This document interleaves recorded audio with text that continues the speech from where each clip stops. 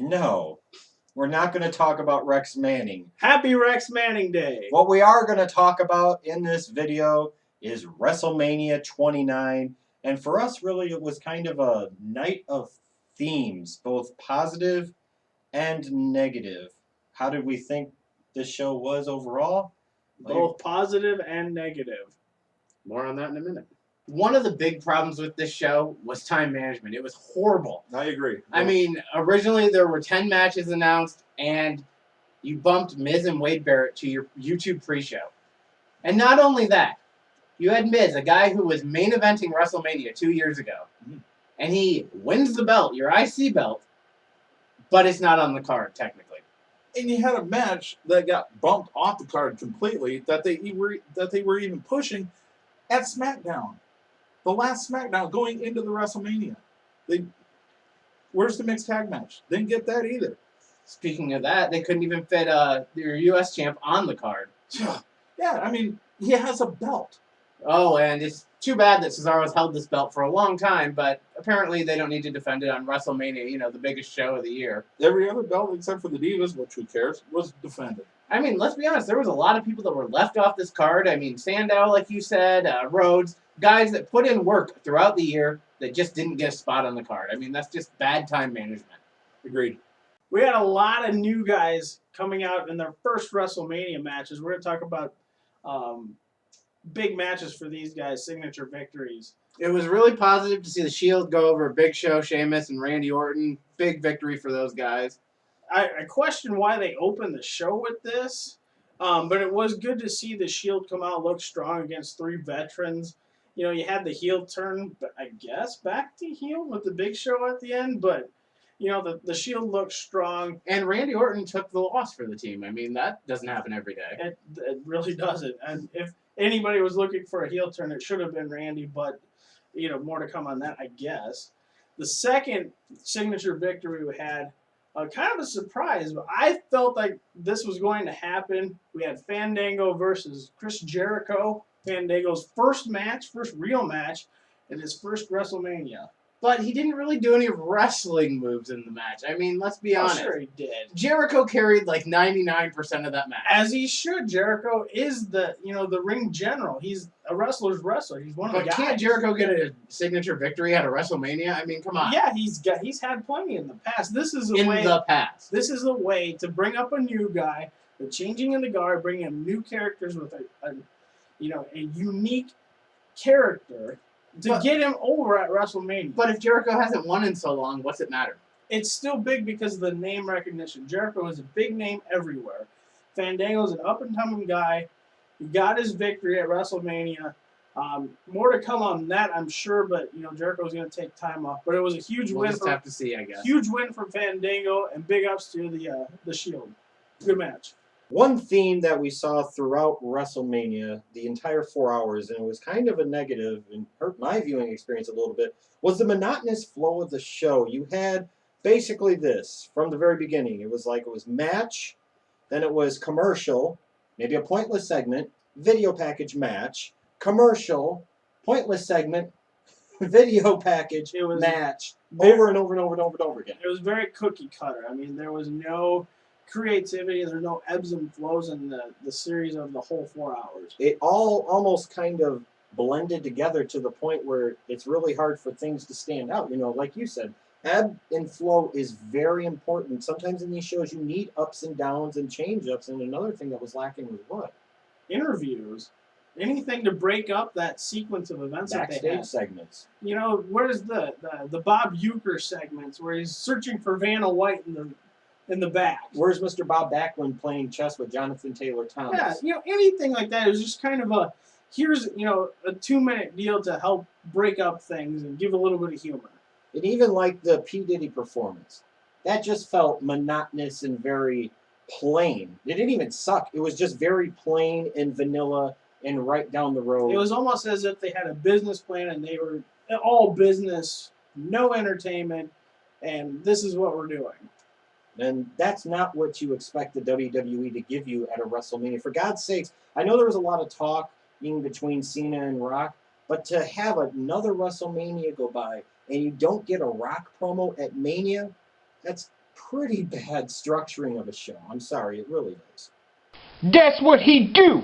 That's what he do. Who am I talking about? Mark Henry, that's who. Any of y'all that was doubting, saying Ryback was gonna win this match, how about you go left, right, stick it straight up your ass. Mark Henry dominated that motherfucking match. The most impressive performance at WrestleMania 29, bar none. He dominated that match damn near from beginning to end. The only shell shock that happened during that match was the shell shock Ryback received when he got that ass whooping from Mark motherfucking Henry. Yeah, I'm gonna celebrate this shit all night, motherfucker. Ryback better be appreciative for what Mark Henry did for him after that match. That was a real professional thing to do. I'm gonna lick myself WrestleMania style. You damn right. And I'm gonna celebrate the only way Smokey know how. Where's my motherfucking cheeseburger? Another theme from this show was you just had 2 title matches that were just kind of there. Look at the tag title match. Yeah, you would have thought you would have seen the breakup of Team Hell No, but what we got was your Money in the Bank winner eating the pinfall.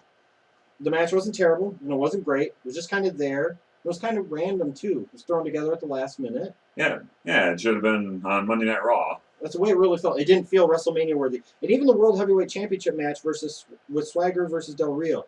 I mean, you know, it was just kind of there. I had a hard time getting emotionally invested into it. I'm not saying the match was terrible.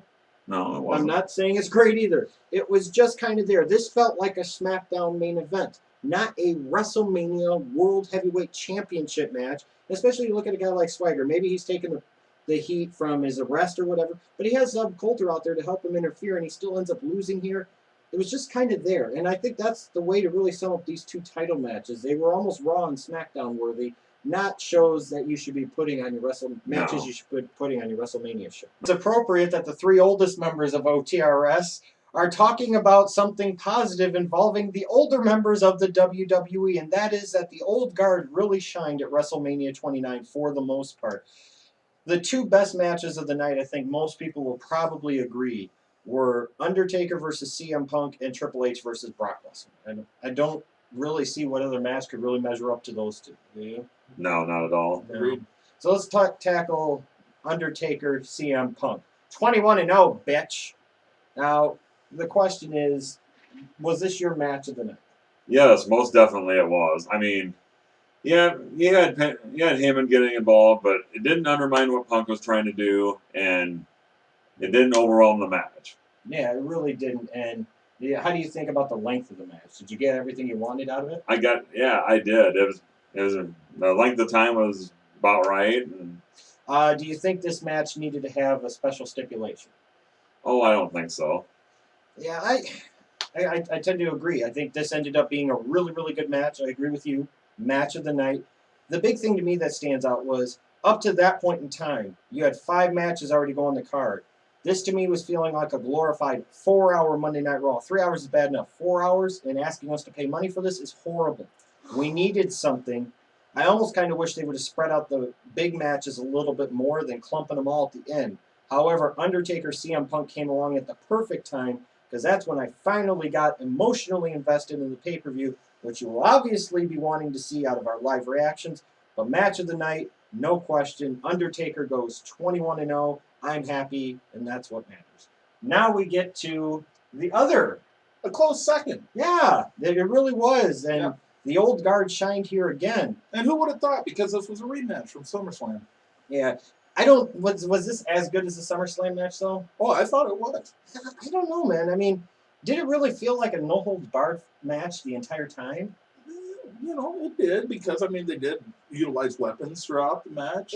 Chairs, steps, whatever. I understand you're not going to go there the entire length of the match necessarily, but it just felt like for a while that they weren't going extreme enough. Right. Like, this was supposed to be a blood feud. This was supposed to be something with Triple H's career on the line, which I thought they did a terrible job on commentary selling in this match.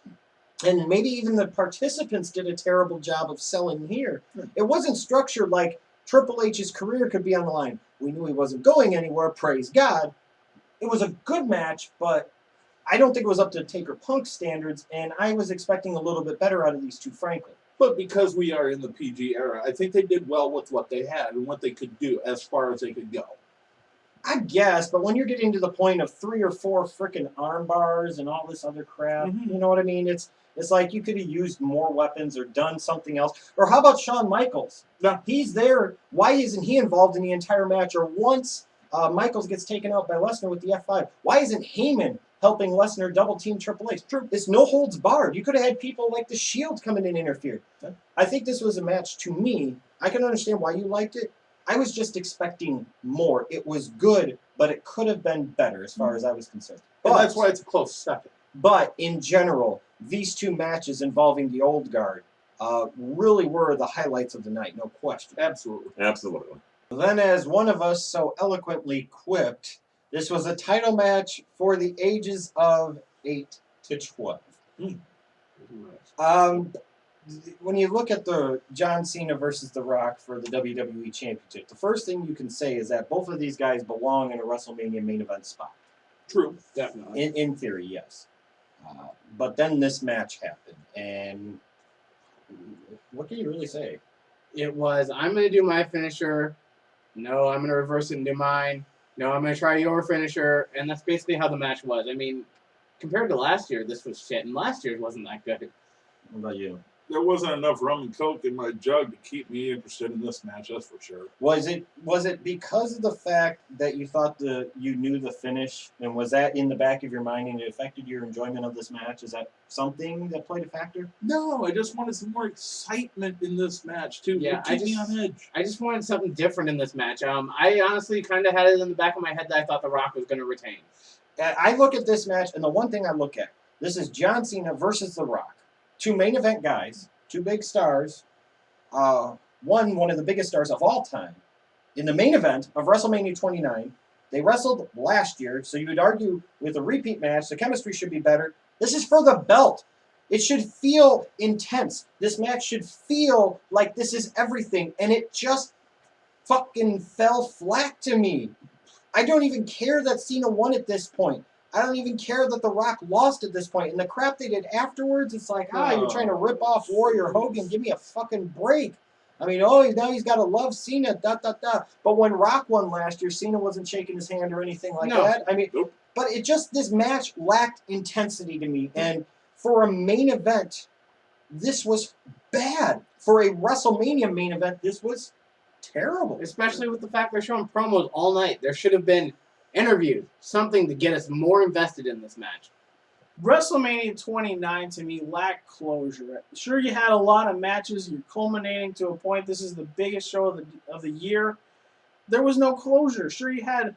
Now you're looking for rubber matches between Triple H and Brock Lesnar, Rock and Cena. I wanted to see something fucking final. Something final, not building to Extreme Rules. Fuck that. Honestly, I went into this WrestleMania with very low expectations. And congratulations, WWE. You lived up to those low expectations. There was nothing really to make me want to tune into Raw tomorrow night.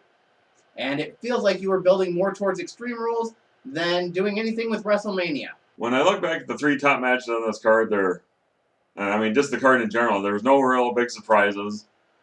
I mean, there was no holy shit moment. And, I mean, it's not that it was a bad thing. It just went about as well as I expected it to go. I find it ironic that the WWE raised the pay-per-view price for WrestleMania 29 this year and then gave us less show. Last year, I thought WrestleMania 28, for the first time in years, felt like WrestleMania, felt like a big deal, felt like something I just had to watch and was excited about going into it, and it mostly delivered. This year's, you had 2 matches that I thought were really WrestleMania worthy.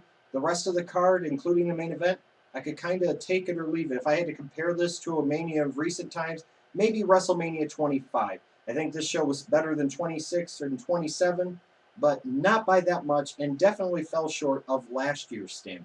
My final thoughts that I will take with this WrestleMania, and I'd like to give you guys, is that I had fun watching the Mania with the OTRS crew. Even though the Mania itself may have been, I guess you could say, lackluster, I still had fun watching it. Just because it was WrestleMania. Crew, hey, they were stellar as usual.